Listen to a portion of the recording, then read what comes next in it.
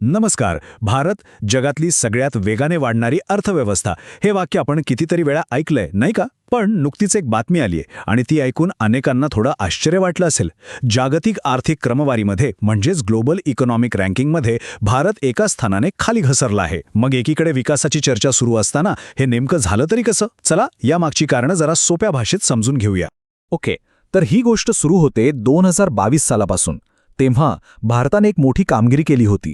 आपण यूकेला मागे टाकून जगातील 5व्या क्रमांकाची अर्थव्यवस्था बनलो होतो. तेव्हा असा अंदाज होता की 2027 पर्यंत आपण 4थ्या नंबरवर पोहोचू. पण प्रत्यक्षात चित्र थोडंसं बदललंय. 2026 मध्ये आपण पुन्हा 6व्या स्थानावर आलो आहोत आणि यूके पुन्हा आपल्यापुढे गेलंय. हा जो अनपेक्षित बदल झालाय तोच आपल्याला समजून घ्यायचा आहे. हाच तो खरा प्रश्न आहे की जगातली सर्वात वेगाने वाढणारी अर्थव्यवस्था अशी अचानक मागे कशी काय पडली? यामागे काही मोठी समस्या आहे की ही फक्त आकड्यांची काहीतरी वेगळीच भानगड आहे? चला तर मग या प्रश्नाची उत्तरं शोधायला सुरुवात करूया. हे कोडं सोडवण्यासाठी आपल्याला आंतरराष्ट्रीय नाणेनिधी म्हणजे IMFने जे ताजे आकडे जाहीर केले आहेत त्यांच्याकडे लक्ष द्यावं लागेल. कारण या सगळ्या बदलाचं मूळ ना या आकड्यांमध्येच लपलेलं आहे. आता हे आकडे बघा, फार इंटरेस्टिंग आहेत. भारताचा GDP 3.76 वरून 3.92 ट्रिलियन डॉलर्सवर गेलाय. म्हणजे तो खरं तर वाढला आहे, कमी नाही झाला. पण त्याच काळात यूकेचा GDP थेट 4 ट्रिलियन डॉलरच्या जवळ पोहोचला. हा फरक खूपच किरकोळ आहे, पण जागतिक रँकिंग बदलण्यासाठी तो पुरेसा ठरला. एक गोष्ट इथे स्पष्ट करूया. ही जी घसरण झाली आहे तिचा अर्थ असा अजिबात नाही की आपली अर्थव्यवस्था संकटात आहे. यामागे 2 मुख्य तांत्रिक म्हणजे टेक्निकल कारणं आहेत. चला ती एक एक करून नीट समजून घेऊया. यातलं पहिलं कारण दडलंय नॉमिनल GDP या संकल्पनेत. आता बघा, जेव्हा आपल्याला वेगवेगळ्या देशांच्या अर्थव्यवस्थांची तुलना करायची असते तेव्हा त्यांचं एकूण उत्पन्न एकाच चलनात म्हणजे एका कॉमन करन्सीमध्ये मोजलं जातं आणि ती करन्सी आहे अमेरिकन डॉलर. यामुळेच सगळ्यांना एकाच तराजू तोलता येतं. आणि इथेच तर सगळा खेळ आहे. डॉलरच्या तुलनेत रुपयाचं मूल्य गेल्या काही काळात बरंच घसरलं आहे. म्हणजे जिथे आधी $1 साधारण 92 रुपये लागत होते तिथे आता जवळपास 92 रुपये लागतायत. याचा परिणाम काय होतो? तर रुपयामध्ये आपली अर्थव्यवस्था कितीही वाढली तरी डॉलरमध्ये रूपांतरित केल्यावर तो आकडा अपेक्षेपेक्षा कमी दिसतो. आता इथे एक महत्त्वाचा मुद्दा आहे. असं नाही आहे की फक्त रुपयाच कमजोर झालाय. यूकेच्या पाऊंडसारखी इतर चलनंसुद्धा डॉलरसमोर कमजोर झाली. पण त्यांच्या तुलनेत रुपयाची घसरण जास्त होती आणि त्यामुळेच डॉलरमध्ये GDP मोजताना भारताला इतरांपेक्षा जास्त फटका बसला. आता वळूया दुसऱ्या कारणाकडे. हे जरा आकडेवारीच्या पद्धतीशी संबंधित आहे. बघा, GDP मोजण्यासाठी एक बेस इयर म्हणजे एक आधारभूत वर्ष वापरलं जातं. भारत आत्तापर्यंत 2011-12 हे वर्ष वापरत होता. पण विचार करा, तेव्हापासून आत्तापर्यंत अर्थव्यवस्था किती बदलली आहे.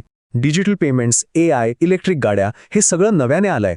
म्हणून अर्थव्यवस्थेचं अधिक खरं आणि अचूक चित्र दिसावं यासाठी भारताने आपलं आधारभूत वर्ष बदलून 2022-23 केलं. या नवीन आणि अधिक अचूक मोजमापामुळे GDPचा आकडा साधारण 2.8 ते 3.8% कमी दिसू लागला. म्हणजे अर्थव्यवस्था लहान नाही झाली, फक्त तिला मोजण्याची पट्टी अधिक अचूक झाली. पण मग या रँकिंगमधल्या घसरणीचा अर्थ असा घ्यायचा का की भारताच्या विकासाची गाडी थांबली आहे? अजिबात नाही. रँकिंग हे कधीच पूर्ण चित्र दाखवत नाही. हा चार्ट बघा, हा कदाचित या संपूर्ण विश्लेषणातला सर्वात महत्त्वाचा भाग आहे. भारताचा वार्षिक विकास दर आजही 6.5% आहे. हा जगातल्या मोठ्या अर्थव्यवस्थांमध्ये सर्वाधिक आहे आणि याच्या तुलनेत UK आणि जर्मनीसारख्या देशांचा विकास दर 1%पेक्षाही कमी आहे. आणि हीच तर भारताची खरी ताकद आहे. रँकिंगमधले चढ-उतार हे टेक्निकल कारणांमुळे तात्पुरते असू शकतात, पण आपल्या अर्थव्यवस्थेच्या वाढीचा जो मूळ वेग आहे तो अजूनही कायम आहे. आणि म्हणूनच बहुतेक सगळे तज्ज्ञ भारताच्या भविष्याबद्दल खूप आशावादी आहेत. पण हा उच्च विकास दर असला तरी महासत्ता बनण्याचा मार्ग अगदी सरळ आणि सोपा नाहीये. आपल्यासमोर अजूनही काही मोठी आणि गंभीर आव्हानं उभी आहेत. ही स्लाइड एक मोठा विरोधाभास दाखवते.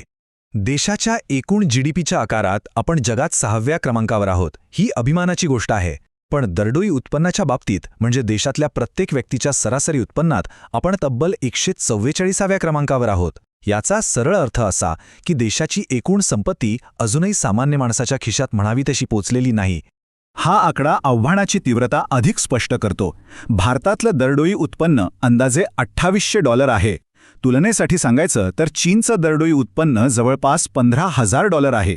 लोकांचं जीवनमान सुधारण्यासाठी आणि ही दरी कमी करण्यासाठी आपल्याला अजून खूप मोठा पल्ला गाठायचा आहे. आणि हे दरडोई उत्पन्नाचं एकच आव्हान नाही. बेरोजगारीचा मोठा प्रश्न, श्रीमंत आणि गरीब यांच्यातील वाढती दरी आणि पेट्रोल डिझेलसारख्या महत्त्वाच्या गोष्टींसाठी आपलं आयातीवरील अवलंबित्व यांसारख्या मोठ्या समस्यांनाही आपल्याला सामोरं जावं लागणार आहे. तर मग या सगळ्या गोष्टी एकत्र पाहिल्यावर भारताच्या आर्थिक प्रवासाची नवीन, अधिक वास्तववादी टाईमलाईन काय असू शकते? भविष्य काय दिसतंय? नवीन अंदाजानुसार भारताचा प्रवास थोडासा लांबला आहे, पण ध्येय तेच आहे. 2028 पर्यंत 4थ्या क्रमांकावर आणि 2031 पर्यंत जपानला मागे टाकून 3ऱ्या क्रमांकाची अर्थव्यवस्था बनण्याचा अंदाज आता व्यक्त केला जातोय. तर आकडेवारी आणि विकासाचा वेग एका उज्ज्वल भविष्याकडे नक्कीच इशारा करत आहेत. रँकिंगमधली ही घसरण तांत्रिक असली तरी बेरोजगारी आणि आर्थिक विषमतेसारखी जमिनीवरची आव्हानं मात्र तितकीच खरी आहेत. त्यामुळे 2031चं हे ध्येय गाठणं या आव्हानांना आपण कसं तोंड देतो यावरच अवलंबून असेल. याबद्दल नक्कीच विचार करायला हवा.